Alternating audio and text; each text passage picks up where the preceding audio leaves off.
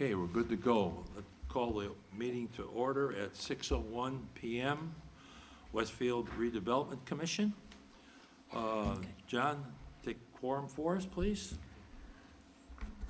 Joe Plankus, Here. Doug Holtz, Here. Jill Doyle, Here. Bob Beaudry, Brian Ferguson, Here. Jimmy Cox. Here.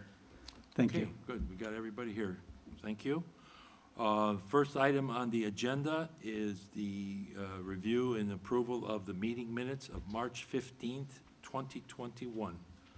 Are there any additions or changes or corrections to the minutes? Okay, hearing none, open for a motion for approval. I'll make a motion to approve. Okay, Jill Doyle, motion to approve. Second? Second. Doug Holtz. Okay, we'll take a roll call vote. All in favor, please signify by saying aye. Joe Plankus, aye. Doug Holtz. Aye. Jill Doyle. Aye. Bob Beaudry. Aye. And Brian Ferguson. Aye. Okay, minutes are approved for the meeting of March 15th. Next item on the agenda is approval of the meeting minutes for the RDC meeting on March 24th, 2021. Any changes, corrections, or comments in regards to the minutes for that particular meeting? Okay, hearing none, do I have a motion for approval? Joe Plankus, move to approve the minutes as presented. Second? Second. Okay, second by Doug Holtz. All in favor, we'll take a roll call for approval of the minutes. Joe Plankus, yes. Doug Holtz? Yes. Bob Beaudry? Yes. Brian Ferguson? Yes. Jill Doyle? Yes. Okay, minutes have been approved. Thank you. Next one we have is the 2020 annual report, which is put together by Jim Treat at Cronin Associates. Jim, are you online, sir? I am online. Can you hear me all right? Yes, can hear you just fine. All right. Why don't you proceed with your presentation, if you would, Jim? Thank you. Thanks, Joe. Thanks, everybody. As it was mentioned, we prepare this report annually for the city to ensure that it meets the statutory requirements, and it was sent out last month, distributed last month, and it's also posted on the city's website. While we're on this cover letter, John, I just wanted to mention one thing. We're going to cover those items marked as Appendix A through C in the discussion tonight. I just wanted to highlight for you, D isn't actually attached to the report. That's all the detailed parcel listings for all the TIF areas. Has every single parcel listed and reported and all the data for it. So what we do with that is we upload it for the city onto the Gateway site, which is what's required. And so anybody that has an interest or a need to see any of those parcel listings, you go to Indiana Gateway, and then you click on the box labeled TIF districts, and that will pull up a listing of every single TIF district in the state of Indiana. It's all together, but it's sorted by county, and then if you go to Hamilton County, then it's sorted by city, and you can click on any district in the city and get lots of information, but basically that will lead you to, if there's some reason you would like to see a listing of every single parcel in a particular TIF area, that's where you get that. So I just wanted to let you know it wasn't overlooked. It just isn't part of this physical packet that you received. Go ahead, John, to that next page so I can kind of hit on the overall administrative things that are required in this report are identifying the members of the commission, and also, and to my knowledge, none of you are getting a paid salary or anything to do this wonderful job, so we put none under compensation or salaries. And then the financial information that's kind of summarized there in C, D, and E is the requirements. There's a need to disclose the expenditures made in 2020, the year we're reporting on, and group them by general purpose, not all the detail, but just what the dollars are and by purpose. And then on the revenue side, what the revenues are by TIF area, and then the fund balances or cash balances at the end of the year. And that's what we'll go through here in just a minute. The final kind of catch-all thing in this requirement is disclosing activities or important activities of the commission during the year. So we put together this summary, and I highlighted, it was really my judgment when consulting with the city too, there were 3 key initiatives I thought should be highlighted for the 2020 report. That being the activities within the Wheeler Landing Economic Development Area, then the SCP allocation area, and thirdly, the Spring Mill Center allocation area. So I thought I'd take this time to kind of give you an update on the bonds and the activities in those 3 areas, maybe a little bit beyond the scope of what's in here. And certainly if you have questions, you can feel free to ask questions, of course. So actually the Wheeler TIF area was formed in 2019, and the discussions with the Wheelers, between the Wheelers and city, started in 2018. But the deal that was approved, and it's referenced here in 2019 to do infrastructure bonds up to $7.3 million, Wheelers never proceeded with that. They actually came back to the city in the spring of 2020, a little over a year ago now, with an expanded proposal. And what they requested was, they had teamed up with J.C. Hart and requested now 2 series of bonds, a Series A for the infrastructure roadway projects and a Series B for a J.C. Hart apartment project. So that was the first main change. And what happened there is then, by approving that, the J.C. Hart is now committed to do a 214-unit apartment complex with amenities, a very high-end one. And the intent of that was really to get, particularly since they were coming right into the beginning of the pandemic, is to jumpstart that whole development. Since the first multifamily was really the first big project to start off the Wheeler, the entire Wheeler development area.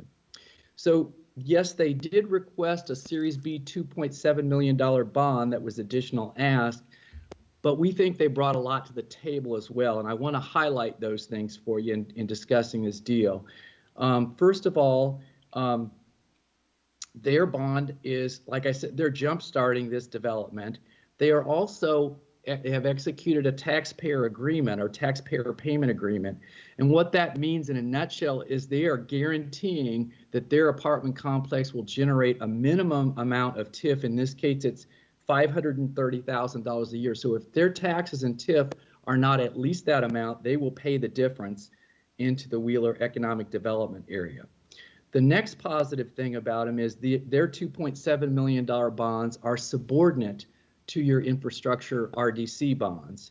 So if there's not enough TIF in that area to repay the RDC, the $8 million in bonds, Hart doesn't get paid.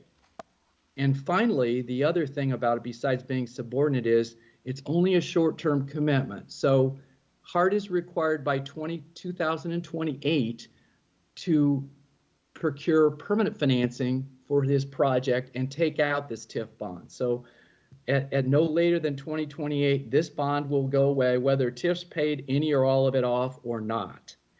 And so we think there's a lot that they brought to the table with this Hart project besides enabling them to get going. So with Hart on board now, the Series A bond, which is the infrastructure, and it's the same roads that have been needed for quite some time there to develop that whole area, which is the Grand Park Boulevard and Oak Ridge Road extension, the YMCA Road, the Tournament Trail Road extension, and the badly needed improvements at Wheeler Road and State Road 32, together with stormwater needs in that area. So those projects are moving forward, and the bond actually did close on March 30th, 2021. It's not in this report because it was done in 2021, but I'm just updating you on that. And the other thing that changed from the original approval on this deal was the Wheeler bond did increase. It was originally approved at $7.3 million. The new approval was for $8.8 million, and I want to clarify something on that. We don't really expect that we'll issue the final bond will be in the amount of 8.8, but the structure of this bond is a draw bond. So during construction, the Wheeler Group will draw down bond purchases or bond draws to fund construction and interest payments during the 36-month construction period. And then also during that period, any road impact fees that are paid by any new businesses in the Wheeler area will be sent to the trustee, and it will pay down the bond amount. So we believe that during that period, based on the information from the developer, there's about $900,000 in road impact fees that will be collected during that period. So the final bond amount is more expected to be around $7.9 or $8 million, which reflects the cost increases from the original estimates when the bond was sized originally. So that's the differential we're talking about. It's in the bond documents, although the RIF is pledged, it's not a scheduled timing payment. So we had to allow for a bond max amount that did not take those into consideration. That's why it was 8.8 instead of 8 million or 7.9. So we're seeing those projects with hard start later this year in 2021. So the development, the core development should take place between 21 and 24 in that area. And you should start, there should be TIF generated starting in 2023 in the Wheeler area. And once the Hart series is retired in 2028, the current estimates are that there will be an excess of $600,000 to $700,000 a year in tax increment revenue over and above the requirement for paying off the $8 million bond, the 2021A. So I know that's a lot, but it is a very complex deal, and there's a lot to it, and a lot changed over time, and I wanted to try to make it clear where it ended up. On the second bond here, somebody want to have a question or something they wanted to ask?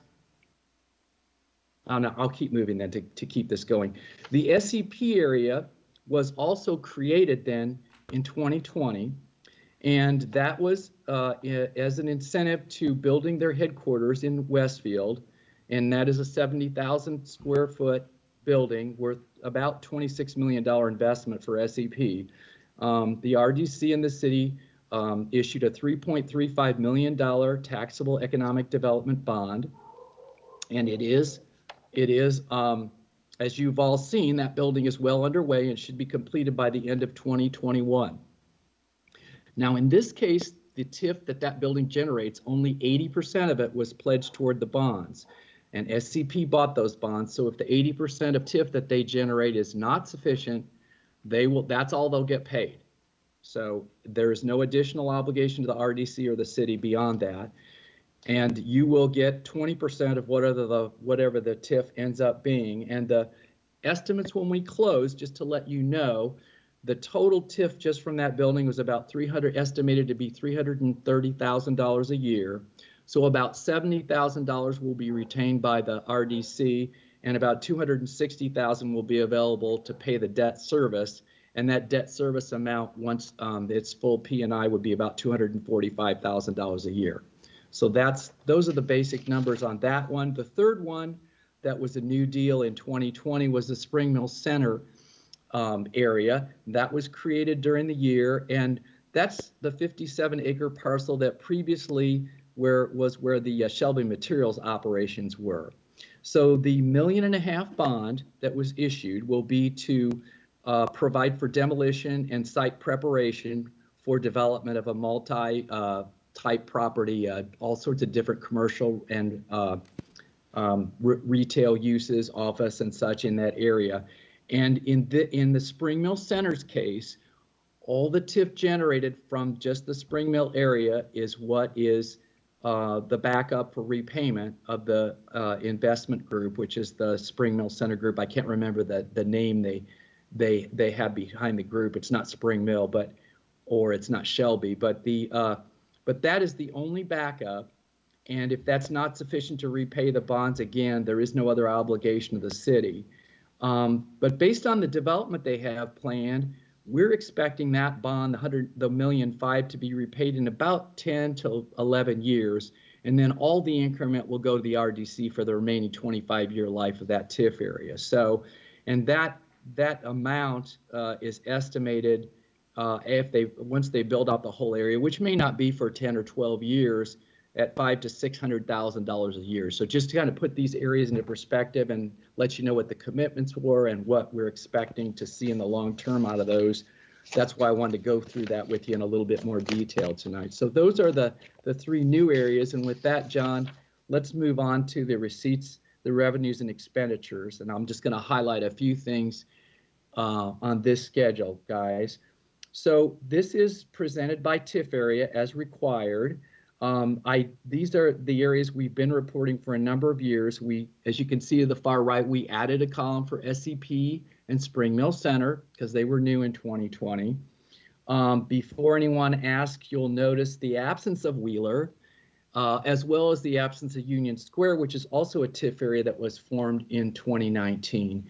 But since those areas were just formed in 2019, 2020 was their base year, so there's no captured increment, there's no revenue for that area, so there's nothing to report for those areas.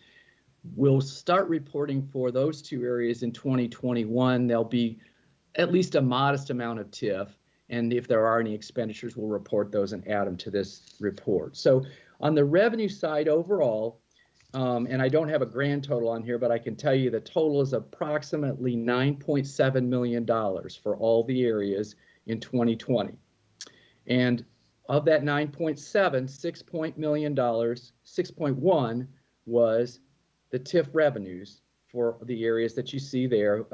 The largest being in East Side and Grand Junction, both over $2 million of that 6.1 million.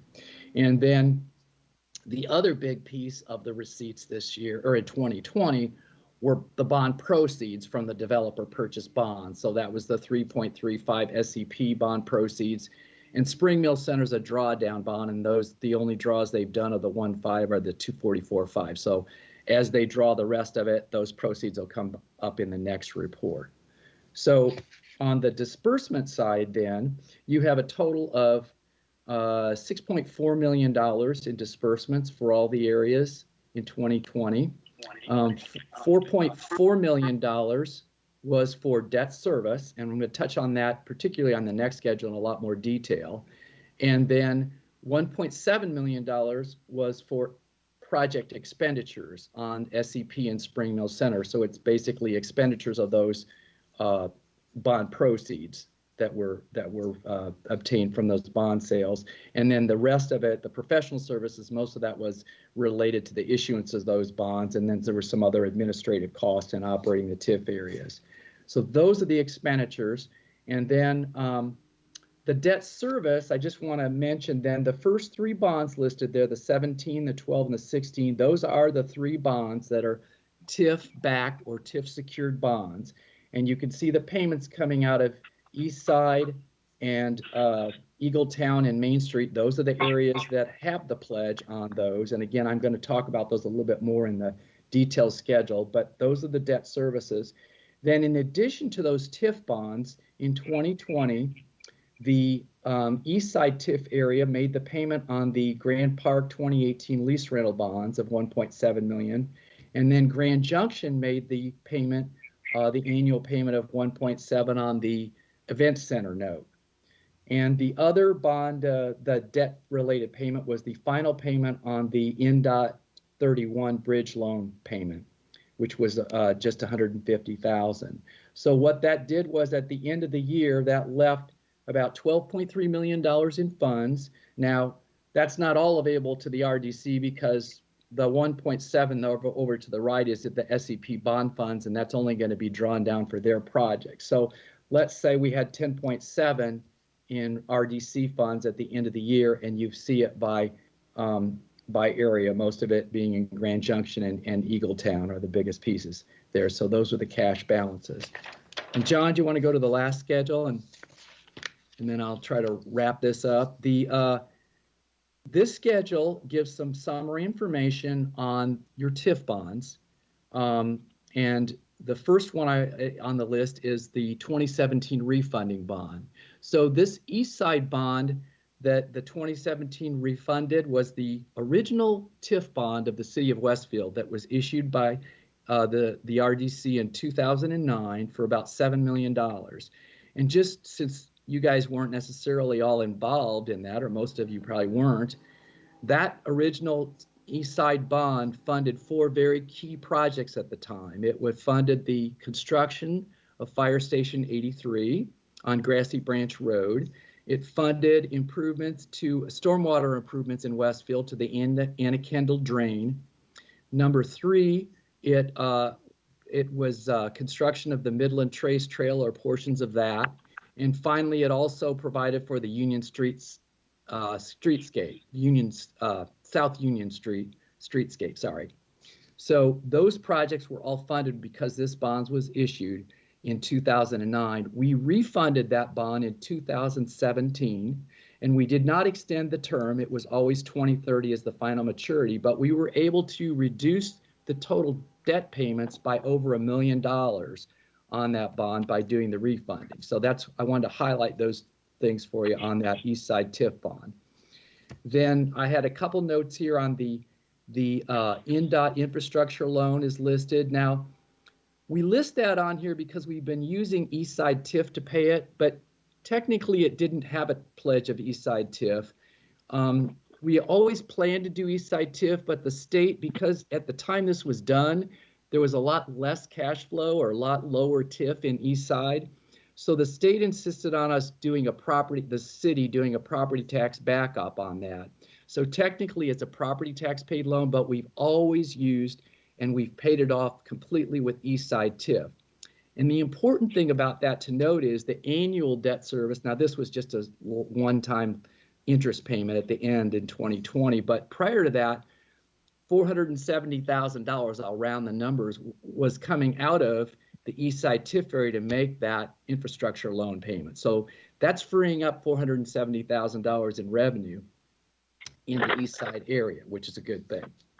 The next one we have on our list is Eagletown bonds, which were issued in 2016 for $4.5 million. It funded roadway and stormwater improvements on State Road 32 and Ditch Road. So that was a separate area that was created in that vicinity of the Eagletown Economic Development area. And the debt service is approximately $350,000 a year, but you can see from the schedule we just went over, the TIF revenue in that area is about $750,000, more than 2 times that. So again, this is a very secure bond with plenty of revenue stream to pay it off. The Main Street area bond was issued in 2012, and that was done in order to fund road projects on extending 186th Street to Grand Park and opening up that whole area, which allowed for the construction of the Wellbrook of Westfield Senior Care Facility, and then eventually as well the Cambria Hotel. So that was a really critical road project that this bond funded. And as far as security, it is paid with the Main Street area TIF, but the debt service is about $100,000 a year. And the TIF in that area is almost $500,000 a year, about $450,000 a year. So again, very secure payment source and a lot of additional excess revenues for the Redevelopment Commission. And then the last two are the Spring Mill and the SEP that we've already talked about. Again, developer purchased and no other commitment of the RDC or the city other than the TIF or a portion of the TIF that they generate. And with that, I am wrapped up, and if there are questions, anything I can comment on further, I would be glad to do it now. Okay, thank you very much, Jim. Any questions from the commission members for Jim? I have one. Are some of the TIFs combined? Because, like, the gigabyte TIF, is that included somewhere, or? No, because it doesn't have parcels. Is that Okay. Bob? Yeah, it's a little different. It's a personal property TIF only, Bob. So that's the difference on that one. It is the same type of thing where it's developed. It's kind of like the developer purchase bonds. So whatever TIF, personal property TIF is generated goes to repaying the bonds, and if it's not sufficient, they just get whatever they generate. So, but that's the difference. Okay. Okay, good question. And thank you for Mr. Rogers and his work on getting Yeah, us those thank you, low John. interest rate bonds at the time, and that saves us a ton of money, taxpayer dollars. So thank you for that effort, John. Thank you. Appreciate that. Thank you, Jim. Sorry to interrupt. I had a Okay, couple is there questions. any other questions or Yeah, I comments? think so. I'm sorry. I just heard Yeah, I'm somebody. sorry. I did have a Brian. couple. So if I look at Appendix B, should I see all those TIFs then on Appendix C? No, only the ones that have TIF bonds TIF pledges. So as I highlighted for you, the east side, or excuse me, yeah, the east side bonds and the, trying to get my sheet up here, and the Main Street and the Eagletown bonds are the ones that were TIF bonds. In other words, the revenue stream pledged is tax increment revenue. So that's why they appear on the last page. Okay, so can you remind me what the Grand Junction, how that's being financed? Well, it was issued as the 2018 bond was secured by lit. So that's local income tax. So that was the security. There was no TIF pledge. Now the plan was to shift it over to TIF as soon as possible, and that has been accomplished on that bond. So that's why you see it there. But we weren't able to, when that was done, there wasn't sufficient TIF revenue to make that a credit-worthy TIF bond, so you couldn't issue it as TIF. So that's the reason why, although it's being paid with TIF, it wasn't set up as a TIF bond from a credit secured standpoint. Does that make sense? Yeah, it does, fair enough. And then the last one, the question I have is, I thought Grand Park was a TIF. Am I wrong about that? Grand Junction is the name of that TIF. Oh, it's all the So same it one. started out as the Grand Junction area downtown, and then there was Grand Junction. The one you're thinking about is, technically it's called Grand Junction Expansion Area Number 1, was when we added most of the parcels around Grand Park to that original area, but it's all kept under Grand Junction and TIF Fund 305. Okay. Okay, good questions. That makes sense? Okay, yeah, great. Okay, thank you. Nice job, Jim. Appreciate your efforts on Anytime. this annual report and the explanation for the commission. Sorry to take so much time, but I don't get to present Well, that it's once a information too year, often. so you Just get hoping your that you- nickel there, Jim. It would be informative. Okay, Thank you. next item on the agenda is, actually, next three are all from William.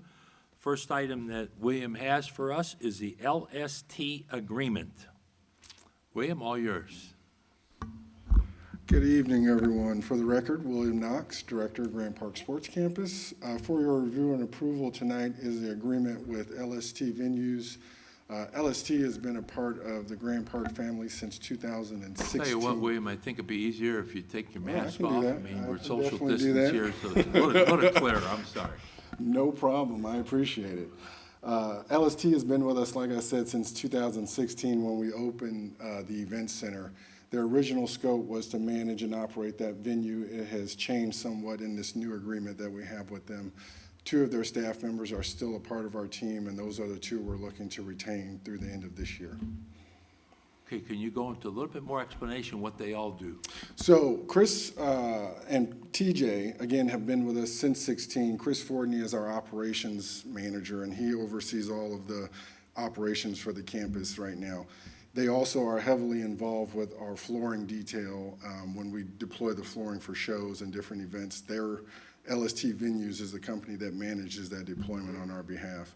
TJ Land is currently serving in our marketing role, previously has served in business development roles. Since we lost a staff member, he has shifted over to serve in our marketing and sponsorship and social media. So he manages a lot of those responsibilities for us. So they're fully integrated with your team and doing the marketing, doing Yep, scheduling, and have all been those kinds since of things. 2016. You wouldn't know that they weren't our employees unless you Right. looked at city records. But we are looking at insourcing those 2 positions in 2021, but want to retain those current roles for this year.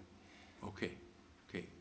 Questions from the commission members for, William, is this a situation where you're looking at bringing this in-house in 2022? 22, yes, I'm sorry, I said 21, 22. Will you retain these and will they just switch from? So that is a potential. We will market the positions as available. Yeah, yeah, no guarantees? no, yeah. Okay.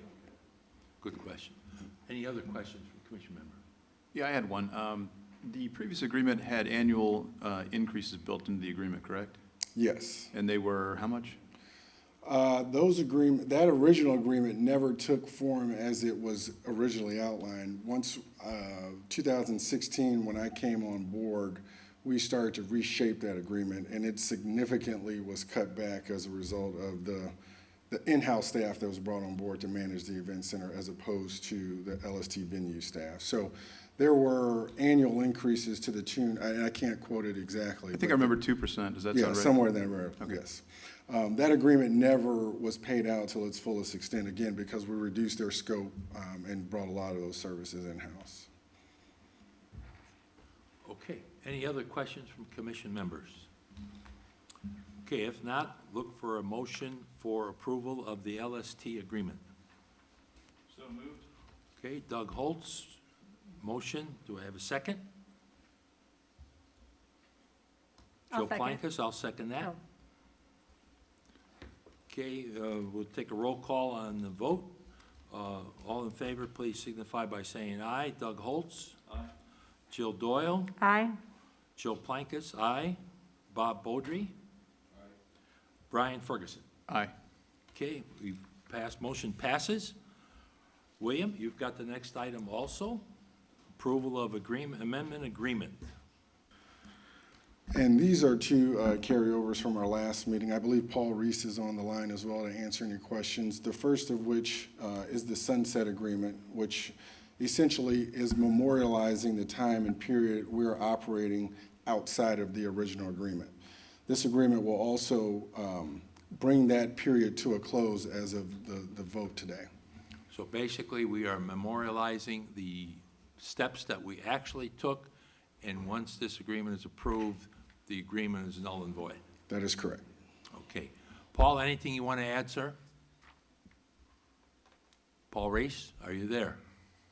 Yeah, sorry, had to unmute. No. Okay, thank you, William Paul. Characterized it correctly. Anything you need to add, Paul? No. Okay. Questions, commission members? Yeah, I have a couple comments. So I've been thinking about this a lot, and I had the opportunity to meet a few weeks ago with William and Todd and all.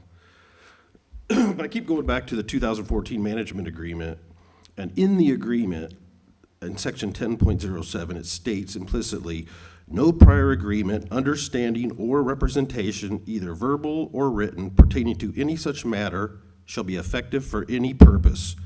And it says, including the certain letter of understanding between the parties dated November 28th, 2011. So, having said that, I don't really look at this as a memorialization. And the biggest problem I have with it, besides that, is the fact that we were told originally we would have access as a commission to financial records in order to make a reasonable determination. It was subsequently stated that there were proprietary and trademark issues that would prevent that from happening, and the only way we could view it would be to go to Todd's office to see it. I don't think that's adequate for a good and reasonable assessment to make sure that, I mean, we're talking about public funds here. So these are public monies. This whole deal is funded with public money. I think that the commission should be entitled to view financials, whether they're redacted or they're put in. I don't understand how proprietary could come into play with financial numbers, but there needs to be some way to get these financial reports as required in the agreement put into a context that this commission could have access to, so that we could review them to make the determinations moving forward. Without that, I don't see how I could possibly support something like this. It doesn't make sense. I don't understand. We have Todd dig Yeah, into that I mean, one. he's tried to explain it through an email, and we've kind of gone back and forth a little bit about it. But Yeah, I maybe you won't- could go ahead. explain a little bit more. Sure, I won't speak to the legal analysis. I'll let Mr. Herzig do that. Again, the purpose in this instrument you're considering tonight, or this commission is considering, are all the deal points and all the structure. It's well-known, well-established what that recital is in the 2014 agreement. I would weigh the words that these are public dollars. Many of the financials that are represented in the P&L and the balance sheet, that I believe Mr. Coker is even on the phone or on the call as well, are are tournament fees and things of that nature.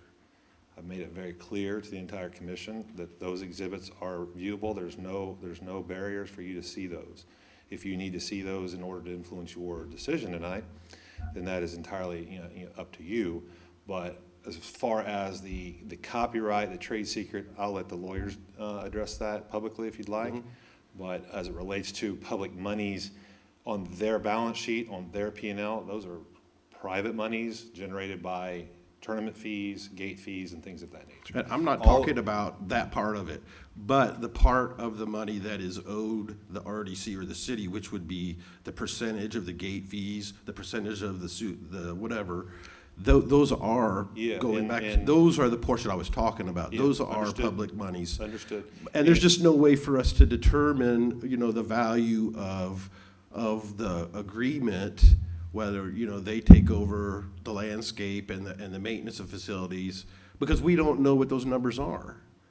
And when I go back to the management agreement, I'm looking for the section that says, that it limits it due to proprietary or trademark concerns. It's not in the agreement, so I'm thinking to myself, why would anybody sign something like that if this was a potential to be an issue down the road? I mean, that doesn't make sense to me. I mean, I've done a lot of deals in the past and done a lot of contracts, and I've never seen anything where financial numbers are referred to as a proprietary arrangement. So that's I guess where I'm a little bit foggy. Sure. And so if I don't have the information, I can't make a determination. I mean, because I'm representing, the interests of the RDC and the city, basically. Yeah, as all 5 members are. Right. I think relative to the legal parameters and the analysis that I shared, I'll let Mr. Herzig speak to that if you care to share that. Yeah, absolutely. Sure, thanks. It's a pretty simple matter. It's a narrow issue about whether documents that are otherwise provided to a municipality are considered proprietary or confidential. The analysis generally takes one of a couple of roads. The first determination, when you're making a determination about whether access to public records requests, whether public documents provided to a public entity are public, or to determine whether it's a public record. Public record is something created or maintained by a public entity. The next step is to make a determination under the statute whether that document is subject to a statutory prohibition on disclosure, whether it's a trade secret, whether it's a health record, whether it falls into one of a number of categories of whether it's privileged. One of those categories is whether it's a trade secret. It has its own analysis as a Trade Secrets Act that's an overlay on that statute. Without going into too much detail, a trade secret is determined much like a confidential document, which is two separate things. A trade secret is a much narrower term of confidential documents. So it's something that the company keeps confidential, reasonably withheld from some of its own employees, access to management, and it's used in its trade, and it has several different types of analyses.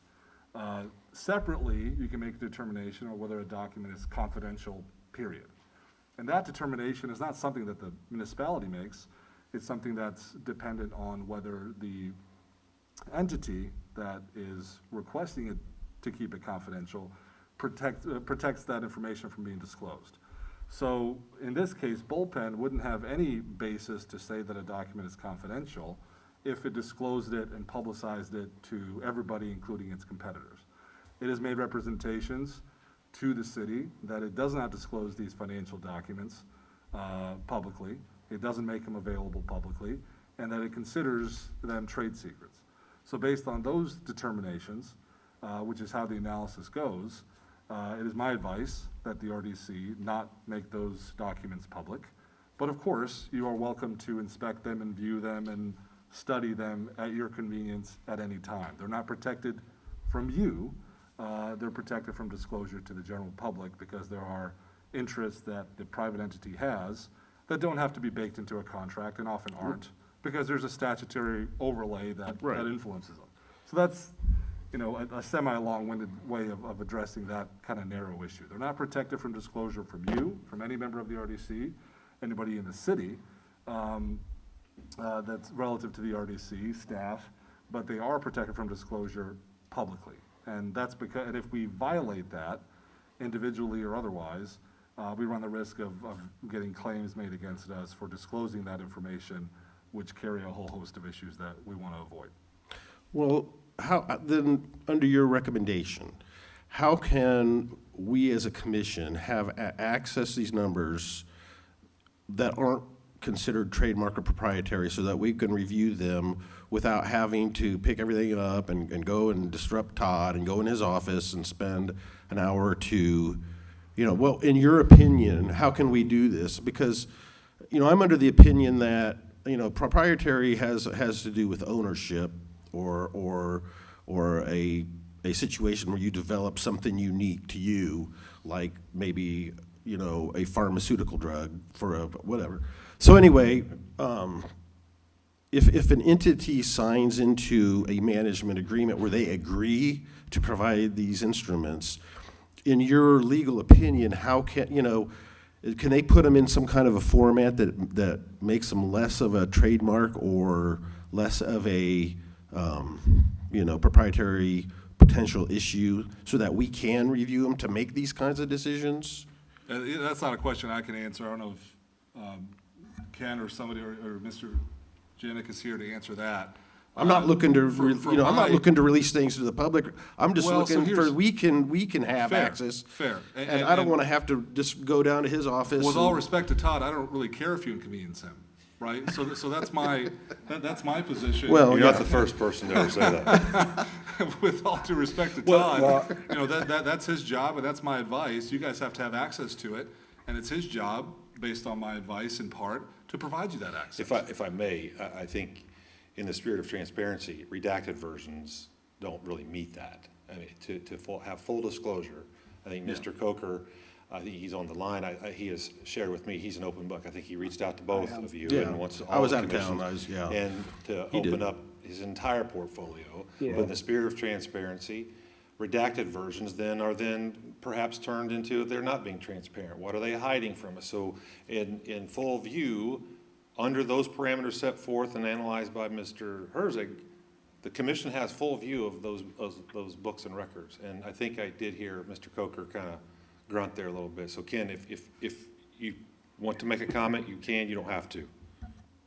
Yeah, I appreciate that. Thanks, everybody, and nice to meet you guys on the phone, and thanks for your time. And also present there tonight is Chris Janak, our counsel from Bose McKinney. And I understand what you want.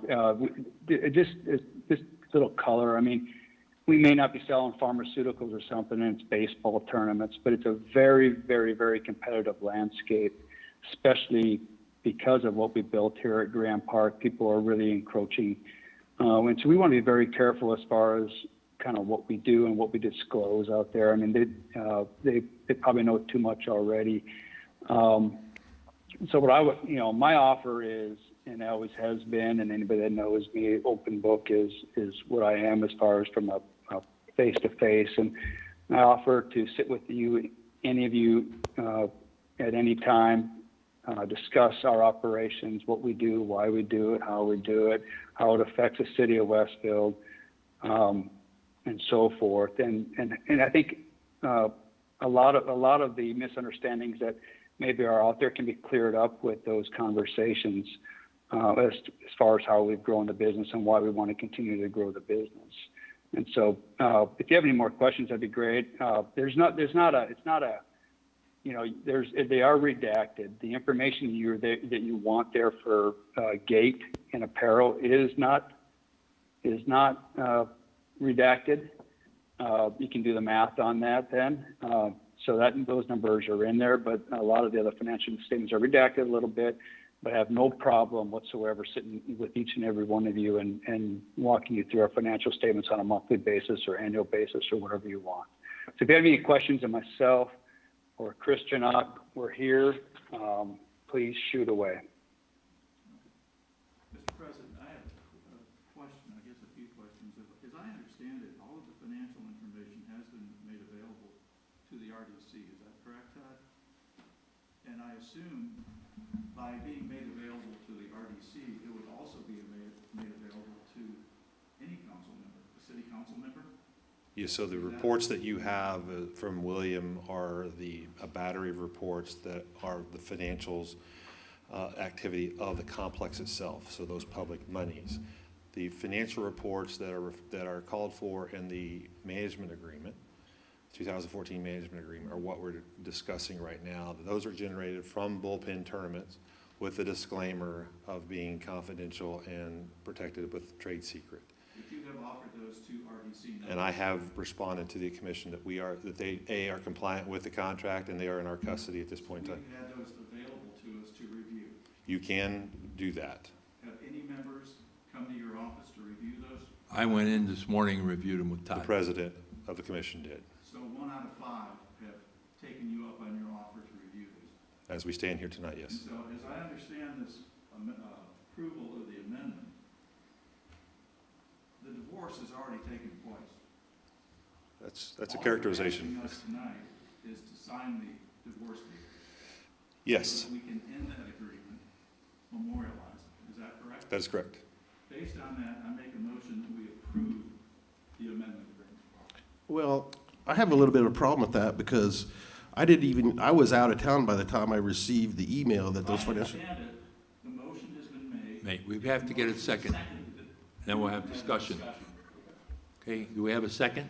I'll second the motion. Okay, motion by Doug, second by Jill. Comments? Yeah, I don't buy that argument because we didn't really have adequate time to go to Todd's office even to review it. To be honest, when I met with them a few weeks ago, we were to receive the information within a matter of days. I didn't receive it until, I believe it was Wednesday or Thursday, I can't remember, but I was already out of town, so I had no way to I got back here literally at about 4 o'clock this afternoon so I could rush to make it to this meeting, so I just haven't had the opportunity to. But, if you guys want to go ahead and make that motion and push us through, I mean, I guess that's up to you. I don't know that besides Joe, anyone else has taken the initiative to look at these agreements or these numbers, but you're certainly rushing to vote on them anyway. So if you want to, no, I mean, he's sitting here making the insinuation that we had the access and we didn't take advantage of it. Well, I'm not willing to agree to that because I haven't had access. You guys are just sitting here willing to vote for it, and you didn't even take the time to go look at the numbers. So basically, you're voting blindly, So that's my comment. Bob, I looked at those figures today. It's a typical P&L you would have for an organization. I could see where they want it confidential because it could release of that type of information could give a competitive advantage to other people. And we also have to protect the integrity of our business at Grand Park so we can move forward and allow Bullpen to do their thing. And again, this is a memorialization of old news. This is like taking a bunch of newspaper copy from the last 5 years and say, that's what we did in the last 5 years.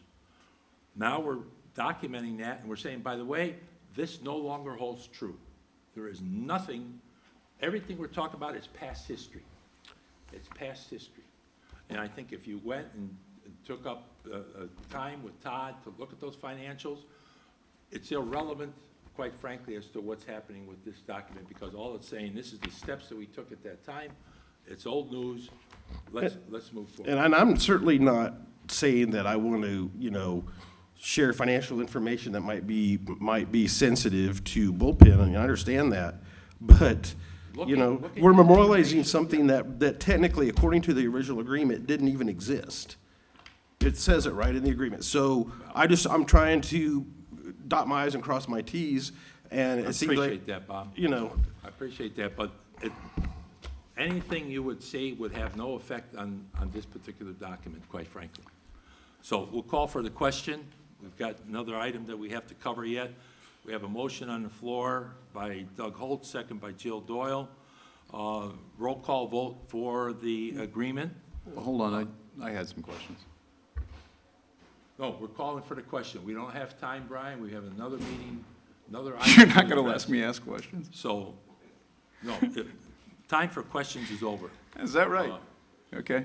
We're going to vote on the motion as presented. All in favor, That's- please that's signify by unbelievable, saying by the aye. way. We will go roll call. Joe Plankus, yes. Doug Holtz? What's the urgency? Jill Doyle? Yes. Bob Beaudry? No. Brian Ferguson? No way. Motion passes 5-2. Thank you, folks. 3-2. We're moving on to 3-2. the next item. William? 3-2. Vote. The next agreement before you today is also related to this. This is the landscape services agreement that we're looking to enact on the diamond side of the complex for the common area maintenance.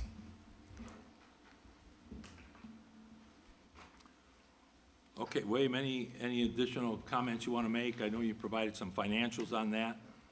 Yes, in addition to the agreement, I believe I sent over some financials just outlining the cost of these services if not provided by Bullpen, and provided an analysis for a third-party contractor and/or if we were to look to perform those services ourselves in-house. Okay, any question from the commission members on this agreement? William, what process do you go through as far as due diligence to make sure that these are market-based proposals? So what we've done in this analysis that we conducted, we took our pricing that we've received from Brightview, who was our third-party contractor that we historically use, and put that in the same context as to the services that would be provided by Bullpen. We also did an analysis on us performing those services ourselves in-house, and that was a document I shared with you guys showing how that laid out. So you're comfortable that these are Yes, I'm very comfortable, and, you know, because of the operation and how things work on that side of the complex, they're able to take advantage of many of their other staff to help perform some of these services. So I'd fully expect for them to be able to perform them at a lower cost than even we would be able to do in-house. Okay, Todd, do you want to make any additional comments to it, please? For the commission, I think it's appropriate that in the effective date, the very opening paragraph, that should reflect today's date, if this were to be approved, rather than January 1st. I think just a copy paste. So if you do consider this, I would recommend making that in part of the motion and as amended as modify the effective date to date, today's date. Yeah, that's right. Make it as part of the motion for clarity. Okay, any additional questions from commission members? I have one. I guess I was looking at these comparisons, Exhibit B, William. And I guess something that sort of stuck out to me was the janitorial services. There seems to be a wide variance in the cost of those. Sports field maintenance is estimating $123,000. Brightview was $267, and Grand Park in-house is $198.